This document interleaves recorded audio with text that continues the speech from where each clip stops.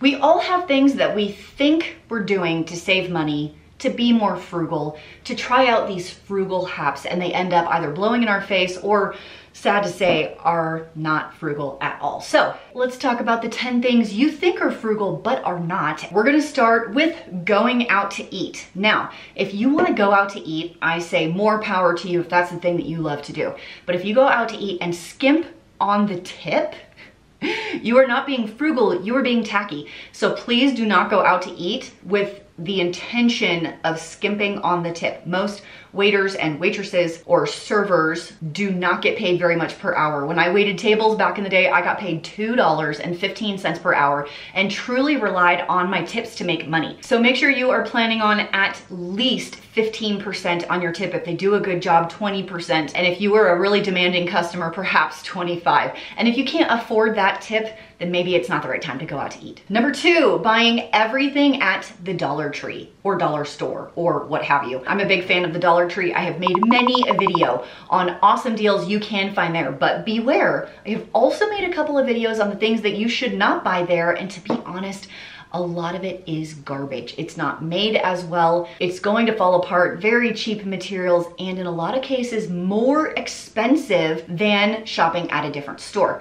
They just get you because they have a few good deals and hope that you stay to do all of your shopping. Dollar Tree is not in business to save you a ton of money. They're in business to make money. So I guarantee you there are some profit margins there that they don't want you to know about. So be thoughtful, selective, and pay attention to those prices when you do shop at a dollar store, and make sure you know what you can buy at a different store to save money. I hope I'm on number 3. Number 3, using coupons on things you don't buy. Now, my friends, I was an extreme couponer. I know backwards and forwards how those moneymaker deals tempt you into buying blood glucose monitors by the dozens, because you get that extra cash in the store, but then you end up with 50 of them at your house, or 300 tubes of toothpaste, or 200 tubes of deodorant. And I guarantee you, even though I'm a smelly girl, nobody needs that much deodorant. So when it comes to coupons, don't use them to purchase items that, number 1, you're never going to use, and number 2, is too much of what you're going to need over the next year. I've long been a fan of stocking up on long-term storage. That's true, and I've done many videos on it. However, 300 tubes of toothpaste is a little excessive.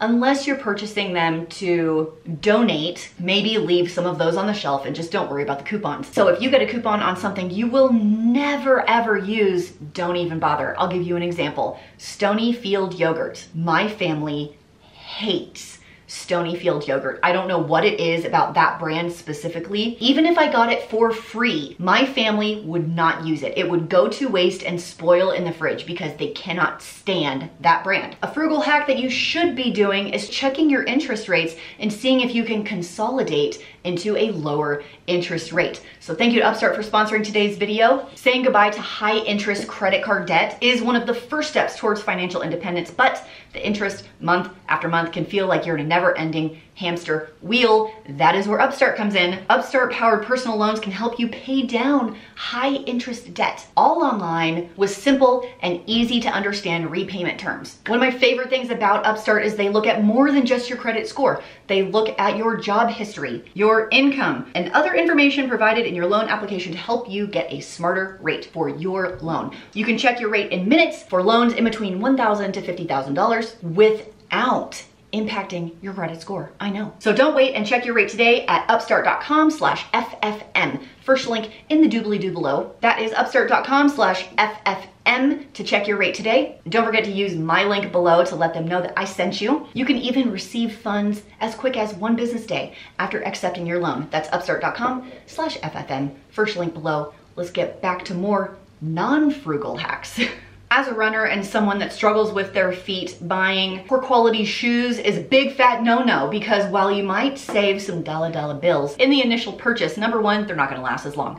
Number 2, they're not going to be as supportive. And number 3, oftentimes can create more issues leading to more doctor's visits, insoles for more shoes, purchasing more shoes sooner than you think, and then having to get really, really expensive, high quality supportive shoes later. So on this one, it's good to invest in fewer pairs of really good quality shoes. Some of my favorite supportive shoes for supportive flip-flops. It is UFOs right here. I get these off of Amazon. They go on sale all the time. I've been running in Brooks running shoes for a very, very long time. They have a wide variety of styles for whatever your foot needs are, but I would recommend going to a running store if you're into running and that kind of thing.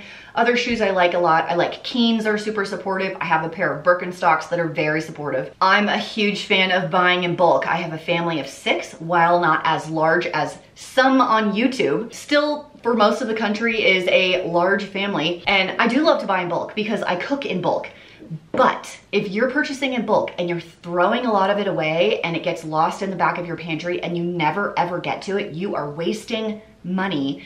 Food waste is like one of my biggest pet peeves ever. If you're going to Costco and you're getting the 15-pound bag of potatoes and half of them go rotten before you can get to them, stop doing it now. This is a big money saver in your grocery budget also. Just take a look at the amount of food that you throw away every single week and take a mental note. Okay, I don't need to buy 20 pounds of bacon every week. I don't need to buy 10 salad kits every week because half of them end up in the trash. I don't need to buy the 3-pound box of organic spinach with the good intentions that I will be putting them into my smoothies, and I don't, and I end up throwing away a box of green slime. If you've done that, give this video a thumbs up. And you know what you need food-wise better than I do, so this is an individual thing for each family to identify how much you need to buy, how much you use, and what sort of things you do eat and don't eat. Like I said, Stonyfield yogurt, no in my house, but I can purchase Dannon, Chobani, so I know I can purchase those in bulk and they will get eaten, but if I purchase those Stonyfields,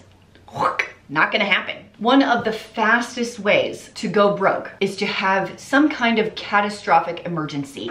Like your house catches on fire, you're in a car accident, heaven forbid something happens to a family member or your car or your house or your pets or whatever it is. We don't want any of those things to happen, but sometimes those things do happen. Please, if you have not done it yet, get insurance. Homeowners insurance. If you rent, get renter's insurance. If you drive a car, you need automobile insurance. If you have anyone relying on you, kids, a spouse, a partner, whatever, you need life insurance. I have several friends that lost a spouse unexpectedly at a very young age, and when you're dealing with that kind of grief, also dealing with financial stress is not something else you want to have to deal with. It's a hard conversation to have and it's difficult to get started, but please do not skimp a monthly insurance payment. In the long run, it provides this peace of mind that is priceless. Sometimes making things from scratch is not cheaper than buying them pre-made. Now listen, they probably taste better and they're probably healthier for you, but if you are in a pinch and you don't have time to like freezer prep breakfast sandwiches with the eggs and the English muffins and the bacon and wrap them yourself and put them in the thing, it's actually the same price. I did a whole video on the price comparison. It is very, very similar in price to purchase pre-made breakfast frozen sandwiches versus making them yourself. Keep in mind, I'm a fan of the homemade ones if you are able to do it. But if you're going at it strictly from a cost-saving perspective, it is not cost-saving in certain circumstances. Now, the one that is homemade pancakes. Homemade pancakes are wildly cheaper than frozen pancakes. But the breakfast sandwiches, not so much. A lot of people say to save money on eggs, you should get chickens. Now, I have owned chickens to get eggs. I have several family members that have chickens. Here's the thing, anyone that's had chickens knows chickens are expensive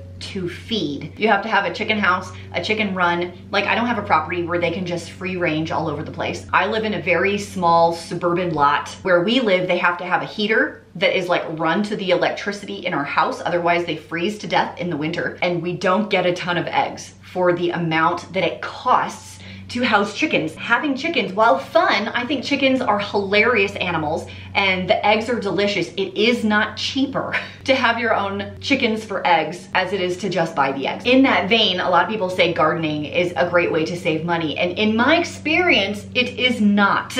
Once again, I live on a small lot. I have a small space for a garden. My greenhouse was expensive. I have to buy more dirt every year. I have to either buy seeds or buy starts because where I live, we can't plant until after Memorial Day. Everything will die. And then we're basically done by September 15th. Our growing season is June 1st to September 15th. It's ridiculous. And I can't grow enough to feed a family of 6. Do you know how long it takes to grow a butternut squash? It's months. Do you know how long it takes to grow green beans from seeds? It is 2 full months of watering and weeding and watering and watering. They need so much water, like they need water every single day. The tomatoes. Can we talk about the tomatoes? You can't tell how a tomato tastes by squeezing it. I've been pinched. We have to start seeds in January with grow lights and seed warmers, none of which are cheap. Baby them for 4 months before we transplant them outside. Once they're outside, they have to either be in a greenhouse or in walls of water to grow at all, because it's just too cold where I live to grow tomatoes and peppers. I'm in July and I'm at least a month from harvesting my tomatoes. The amount of time I have spent on the garden to get homegrown organic tomatoes, along with the money, along with the watering, the walls of water are not cheap either. It is cheaper just to buy tomatoes. Unless you live on a large lot with better weather than I have, and you can spend a lot of time on your garden, a garden is not cheaper way for me to grow food. My son's mowing the lawn, so ignore the noise.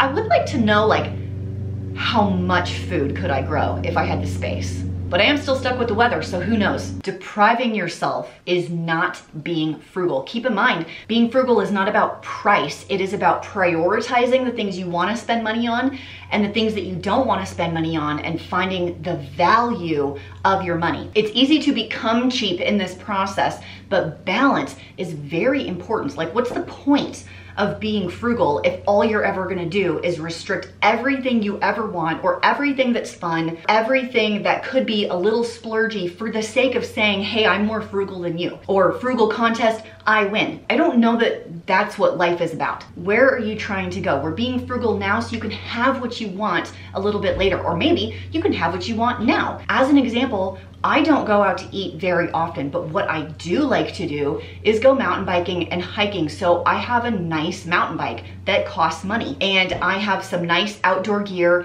a nice backpack, some nice hiking shoes, and I pay for all of those things because I choose not to spend money over here. It is not about depriving yourself, it's about choosing your priorities. So what are your priorities? The money that you're saving, where do you want to spend it? That's what I want to know. Tell me down in the comments the thing that you're really working towards. What was your favorite frugal hack that wasn't really frugal? Let me know down below. And if you want to try out Upstart to save yourself some percentage points on paying off your high interest debt, first link down below. It's upstart.com/FFM. Thank you to Upstart, and thanks for hanging out with me today. I'll see you in the next video. Bye.